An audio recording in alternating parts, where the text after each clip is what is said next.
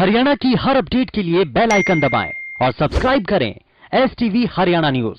फटाफट हरियाणा में आपका स्वागत है। आपके साथ मैं हूं खालिद हसन। प्रदेश में कोरोना के आंकड़ों में बढ़ोतरी दर्ज की गई है। पिछले 24 घंटे में 1594 नए मरीजों की पुष्टि हुई है। गुरुग्राम में 397, वहीं फरीदाबाद में 246 नए केस सामने आए हैं। प्रदेश में 24 घंटे में अब तक 8 मरीजों की कोरोना से मौत हुई है। प्रदेश में अब तक कुल 1766 कोरोना मरीजों की मौत हो चुकी है। हरियाणा में कुल 1,63,817 केस हैं। वहीं पिछले 24 घंटे में 1209 कोरोना मरीजों ने कोरोना को मात दी। अब तक प्रदेश के 1,50,000 से ज्यादा मरीज ठीक हो चुके हैं। निकिता हत्याकांड में अब सूबे के गृह मंत्री अनिल विज ने बड़ा फैसला लिया है। आरोपियों को जल्द से जल्द सजा दिलवाए जाने की मांग लगातार उठने के बाद गृह मंत्री अनिल विज ने इस मामले की सुनवाई फास्ट ट्रैक कोर्ट में करवाने का फैसला किया है। इतना ही नहीं, गृह मंत्री अनिल विज ने फरीदाबाद पुलिस को भी ये आदेश दे दिए हैं कि पुलिस भी कोर्ट में चालान जल्द से जल्द पेश करे। राहुल गांधी को बड़ी नसीहत देते हुए विज ने कहा कि पाकिस्तान के लाख छुपाने के बाद भी सच सामने आ गया है और अब राहुल गांधी को भी मान लेना चाहिए कि हमने पाकिस्तान में घुसकर हमला किया था। बड़ौदा उपचुनाव में विपक्ष के आरोपों पर विज ने पलटवार करते हुए कहा कि मुख्यमंत्री की रैलियों में लालच देकर भीड़ इकट्ठी करना कांग्रेस का कल्चर है। अनिल विज ने कहा कि कांग्रेस को अब अपनी हार दिखने लगी है। बड़ौदा उपचुनाव को लेकर प्रचार अभियान जोरों पर है। इसी कड़ी में पूर्व सीएम भूपेंद्र सिंह हुड्डा कांग्रेस उम्मीदवार के लिए चुनाव प्रचार करने बीजेपी के उम्मीदवार योगेश्वर दत्त के गांव भैंसवाल पहुंचे।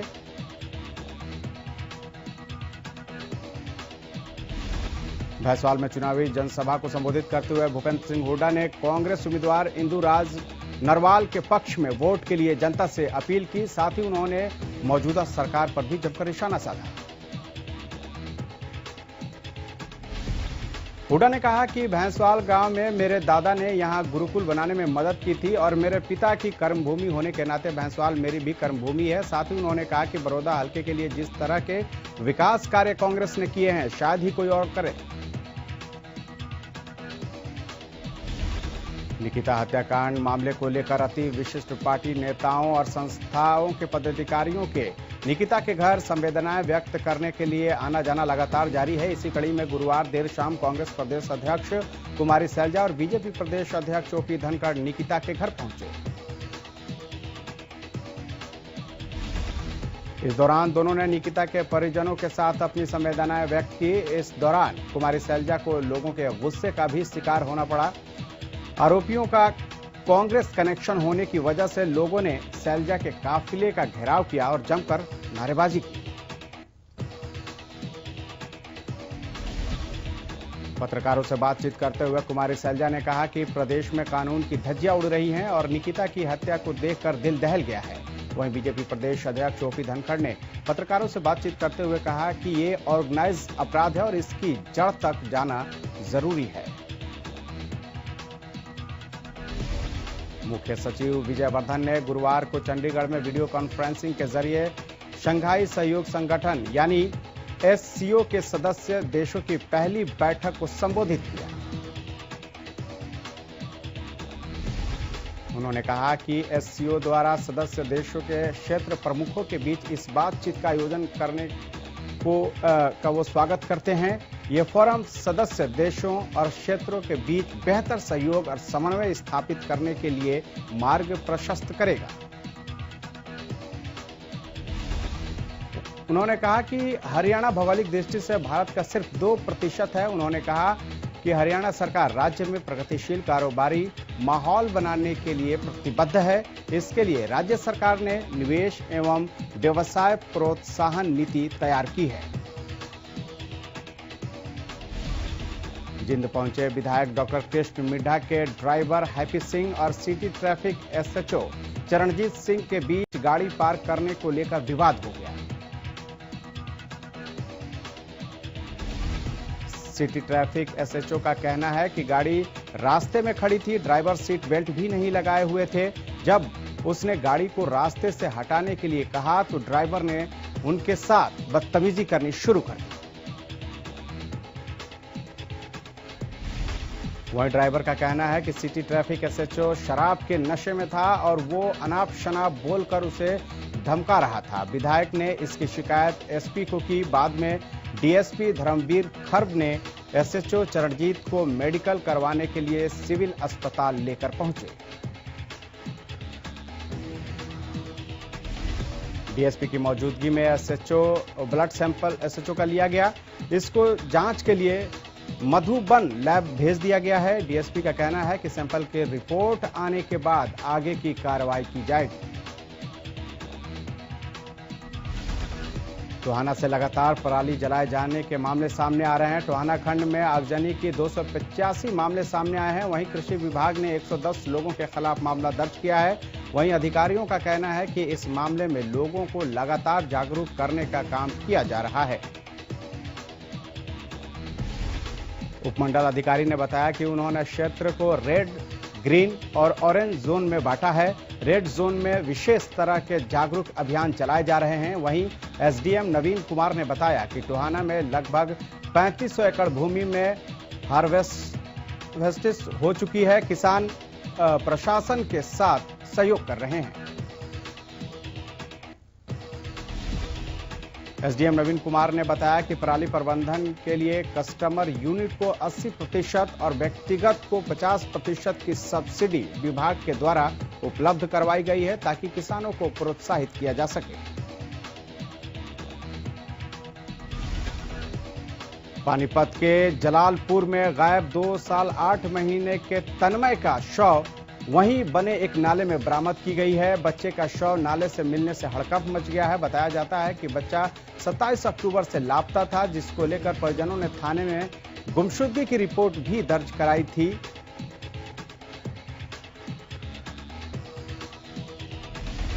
परिजनों का आरोप है कि रिपोर्ट दर्ज करवाने के बाद भी पुलिस ने कार्रवाई नहीं की। उधर पुलिस ने पानीपत के सामान्य हॉस्पिटल के शव गृह में बच्चे का शव को रखवा दिया है और मामले की जांच कर रही है।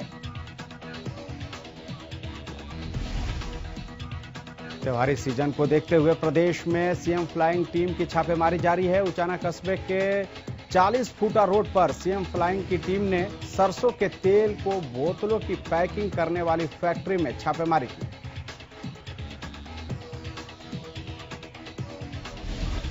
इस दौरान सीएम फ्लाइंग टीम को कई ब्रांडों के नाम से बोतलों में बंद सोयाबीन के तेल की पेटियां और पैकिंग करने का सामान भी मिला।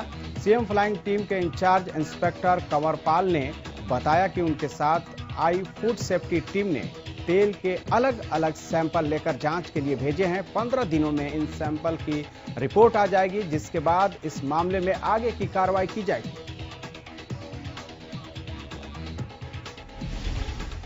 केंद्रीय सामाजिक न्याय, अधिकारिता एवं जल शक्ति राज्य मंत्री रतनलाल कटारिया की माता परवारी देवी का गुरुवार को देहांत हो गया। आज दोपहर 12 बजे के बाद पिपली रोड के स्वर्ग आश्रम में उनका अंतिम संस्कार किया गया। रतनलाल कटारिया और उनकी पत्नी बंतो कटारिया गुरुवार को ही लडवा पहुंच गए थे।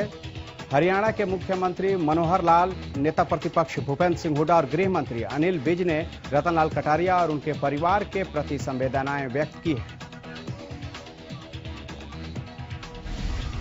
पिछले कुछ दिनों से लगातार ओवरलोडिंग की शिकायतें मिलने के बाद अब आरटीए विभाग ने ओवरलोडिंग के खिलाफ सख्ती दिखाई है। ओवरलोडिंग वाहनों के खिलाफ कार्रवाई करते हुए 3 दिन में 6 लाख से ज्यादा का जुर्माना किया है। विभाग के अधिकारियों का कहना है कि किसी भी हालात में ओवरलोड वाहनों को चलने नहीं दिया जाएगा। उन्होंने कहा कि ओवरलोड वाहनों से लोगों की जान जाती है, साथ ही सड़कों को भी काफी नुकसान पहुंचता है। अधिकारियों का यह भी कहना है कि ओवरलोडिंग माफिया का एक नेटवर्क की तरह काम करते हैं, जिसको तोड़ना बेहद जरूरी। मुरथल का सुखदेव ढाबा एक बार फिर सुर्खियों में है। दरअसल नशे के धुत में कुछ युवक ने ढाबे के कर्मचारियों के साथ मारपीट की। बताया जा रहा है कि खाना खाने के बाद जब ढाबे के कर्मचारी ने युवकों से पैसा मांगने की कोशिश की तो इस दौरान वो हंगामा करने लगे और ढाबे के कर्मचारियों के साथ मारपीट की। मारपीट का वीडियो सोशल मीडिया में काफी वायरल हुआ है। ढाबे के मैनेजर ने बताया कि नशे में धुत 6 युवकों ने पहले तो ढाबे पर खाना खाया और जब पैसे मांगे गए तो कर्मचारियों के साथ मारपीट की। वहीं इस मामले पर थाना प्रभारी राजीव ने बताया कि ढाबे पर मारपीट का वीडियो वायरल हुआ है, लेकिन अभी उनके पास कोई शिकायत नहीं आई है।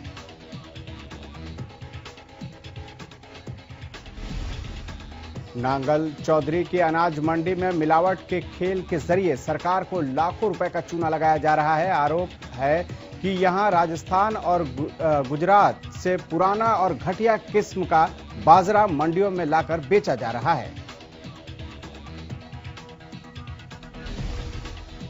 किसानों का कहना है कि वो अपने खेतों में तैयार बाजरे को मंडियों में बेचने के लिए लंबा इंतजार कर रहे हैं, लेकिन यहां बाहर के राज्यों से लाए गए पुराने और घटिया बाजरे की मिलावट कर खरीद की जा रही है। इस खरीद से सरकार को लाखों रुपए का चूना लग रहा है। बताया जा रहा है कि मिलावट के इस खेल में अधिकारियों और व्यापारियों की मिलीभगत है। मामले पर कोई भी कुछ भी बोलने से बच रहा है। अंबाला में अपनी मांगों को लेकर नगर निगम के सफाई कर्मचारी गुरुवार को दूसरे दिन भी भूख हड़ताल पर रहे। भूख हड़ताल के दूसरे दिन कर्मचारी संगठन के प्रदेश अध्यक्ष नरेश शास्त्री भी अंबाला कैंट नगर परिषद पहुंचे। इस दौरान सफाई कर्मचारियों ने उनका जोरदार स्वागत किया।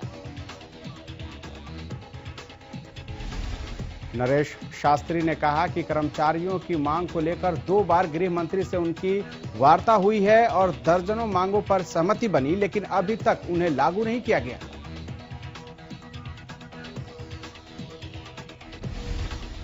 उन्होंने कहा कि रोष जताने के लिए एक बार फिर सफाई कर्मचारी 8 नवंबर को गृह मंत्री के निवास पर प्रदर्शन करेंगे। साथ ही उन्होंने चेतावनी देते हुए कहा कि अगर उनकी मांगों को गंभीरता से नहीं लिया गया तो वो हड़ताल को तीव्र कर देंगे। सोनीपत जिले के कुंडली इंडस्ट्रियल एरिया में बर्तन बनाने वाली फैक्ट्री में भयंकर आग लगने से लाखों के सामान जलकर खाक हो गए। बताया जा रहा है कि शॉर्ट सर्किट की वजह से यह आग लगी थी। आग लगने की सूचना मिलने पर फायर ब्रिगेड की आधा दर्जन से ज्यादा गाड़ियां मौके पर पहुंची और काफी मशक्कत के बाद आग पर काबू पाया। पुलिस ने बताया कि फैक्ट्री की दूसरी और 5वीं मंजिल पर आग लगी थी, जिस पर कड़ी मशक्कत के बाद आग पर काबू पाया गया।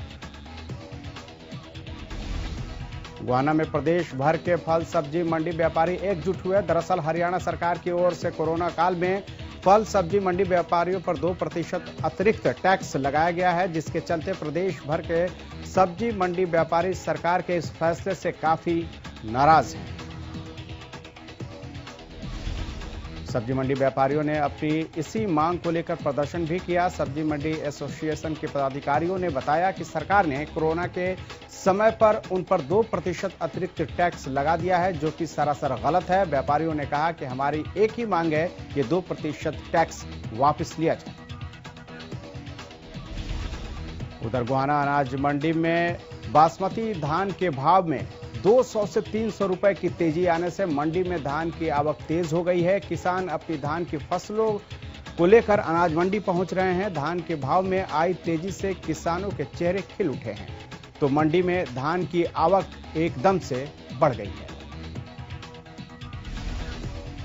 किसान अपनी फसलों को घरों और खेतों से लेकर मंडी में पहुंच रहे हैं। मंडी में एकदम आवक बढ़ने से एक बार फिर मंडी से लेकर सड़कों पर जाम की स्थिति पैदा हो गई है, जिसके चलते मंडी के बाहर घंटों लंबा जाम लगा रहा।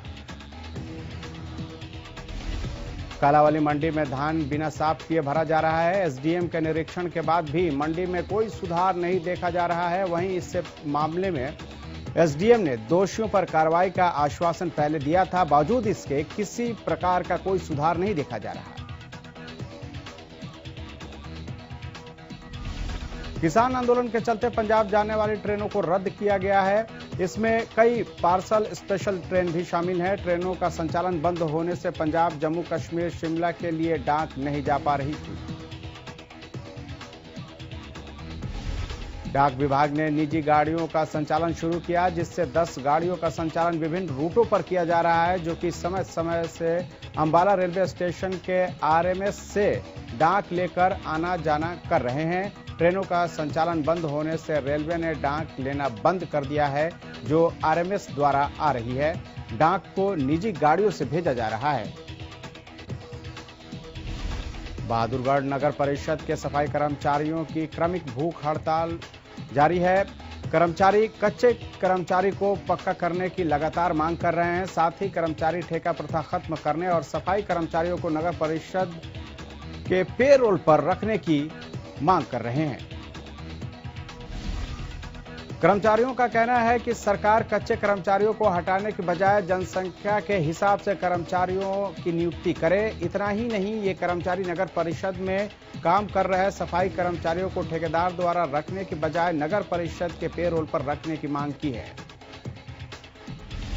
कर्मचारियों का साफ तौर पर कहना है कि लगातार 2 दिन तक कर्मचारी अपनी मांगों को लेकर हड़ताल पर बैठे हैं और इसके बाद भी अगर समस्या का समाधान नहीं निकला तो नगरपालिका कर्मचारी संघ हरियाणा और सर्व कर्मचारी संघ हरियाणा मिलकर आगे की रणनीति तैयार करेंगे। फिलहाल इतना ही, लेकिन ब्रेक के बाद भी खबरों का सिलसिला हरियाणा न्यूज पर जारी है।